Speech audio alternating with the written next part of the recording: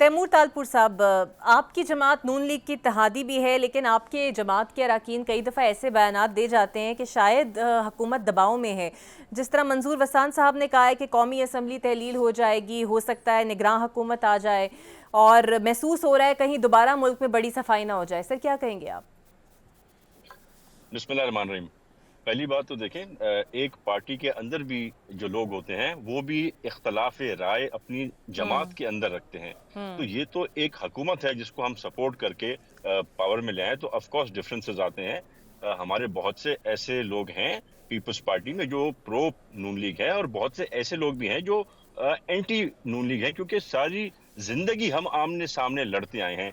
ये पिछले चंद साल में हम इकट्ठा इस मुल्क के हालात देख के इस मुल्क की हम्म। बेहतरी के लिए हमने आके हाथ मिलाए हैं। तो मैं समझता हूँ कोई ऐसा मेजर हमारा बीच में कोई डिफरेंस नहीं है। ऑफ कोर्स हमें जब कंसल्ट नहीं किया जाता वो बात हमें अच्छी नहीं लगती, हमारी लीडरशिप को अच्छी नहीं लगती, हमारे कारकुनान को अच्छी नहीं लगती। पर जब भी ऐसा कोई मसला हुआ है तो मियाँ साहब ने बैठ के और हमारे मसले मसाइल हल किए हैं और हमारा पॉइंट ऑफ व्यू जरूर माना है। मंजूर हसन साहब सीनियर पॉलिटिशियन है और हमारे बड़े प्यारे दोस्त भी हैं। और वो ख्वाब भी देखते हैं, पर उनके ख्वाब हमेशा हकीकत नहीं होते, कभी कभी हकीकत होते हैं, ज्यादातर वो ख्वाब जो है सच्चे नहीं होते। तो मेरे ख्याल से वसान साहब की बात को मैं इतना कोई सीरियसली नहीं लूंगा। उन्होंने जो बात की उसमें बहुत ज्यादा मुझे कोई सीरियसनेस नजर नहीं आई।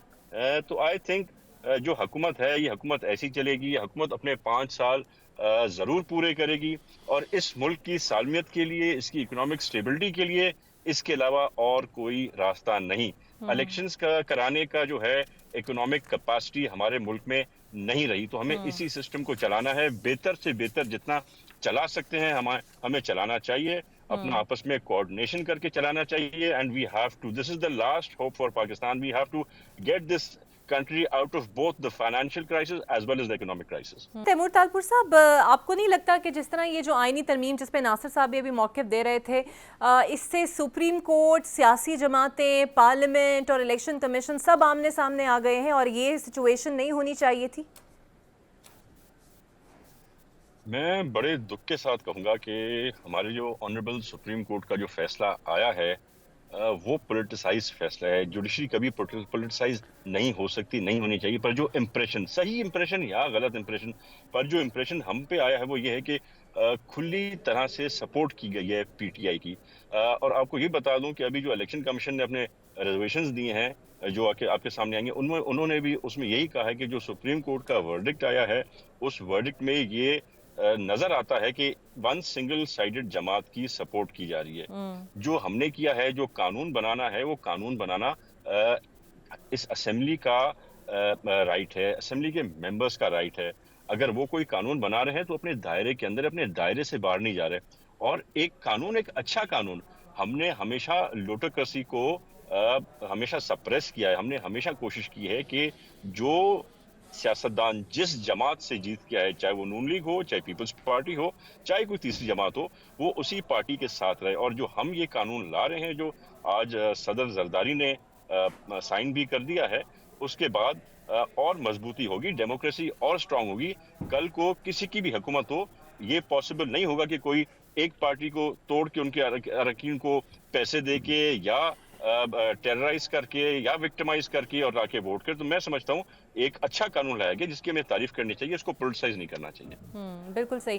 अच्छा तैमूर साहब, इससे पहले कि मैं ब्रेक पे जाऊं, ये भी बता दीजिए कि बिलावल भुट्टो जरदारी साहब खामोश भी हैं, लेकिन दीगर रहनुमा पीटीआई पर संगबारी भी कर रहे हैं। तमाम इत्तेहादी आपको लगता है एक सफ़े पर मौजूद हैं अब भी? मैं समझता हूँ कि हालात मुल्क के जिस रुख पे हैं और जिस जगह पर खड़े हुए हैं, हमें जो है सब्र और तहम्मुल का मुलाजा करनी पड़ेगी। हमें सब्र तहम्मुल से काम लेना पड़ेगा। हमें हम्म। एक साथ इकट्ठा बैठ के ये चीजें सॉर्ट आउट करनी पड़ेंगी। ये टाइम नहीं है कि मैं देखूं पीपल्स पार्टी को फायदा हो रहा है नुकसान, या किसी और जमात को फायदा हो रहा है नुकसान। हमें अब सिर्फ और सिर्फ पाकिस्तान के लिए सोचना है। तो मैं समझता हूं जो भी सियासतदान आज इस पेज के ऑपोजिट पेज पे होगा तो इस मुल्क के साथ सच्चाई नहीं दिखा होगा। जिस तरह से इमरान नियाजी ने इस मुल्क की तबाही की है, बर्बादी की है, और एक तो गलती में होता है, जानबूझ के की है। दूसरे पावर्स, पाकिस्तान एंटी पावर्स को अपने साथ मिला के हमें नुकसान दिया है, तो उसको कवर करने के लिए we all have to sit down. और मैं तो गुजारिश करूंगा कि इनका लीडर जो है उनका दिमाग काम नहीं कर रहा। पहले खान साहब बहुत ज़्यादा ड्रग्स में थे और अब मेरे ख्याल से विथड्रॉल सिम्पटम्स उनके अभी तक खत्म नहीं हो रहे, तो वो पाकिस्तान का सोचें, इमरान नियाज़ी को छोड़ दें। बिल्कुल हम सही। उनके साथ बैठने को तैयार हैं, बिलावल भुट्टो उनके साथ बैठने को तैयार हैं, उनसे बातचीत करने को तैयार हैं, उनकी जायज़ डिमांड सुनने को तैयार हैं, पर एनआरओ देने को हम तैयार नहीं हैं। लेकिन वो भी बैठने को तैयार नहीं है। बहुत शुक्रिया आपका तैमूर तालपुर साहब।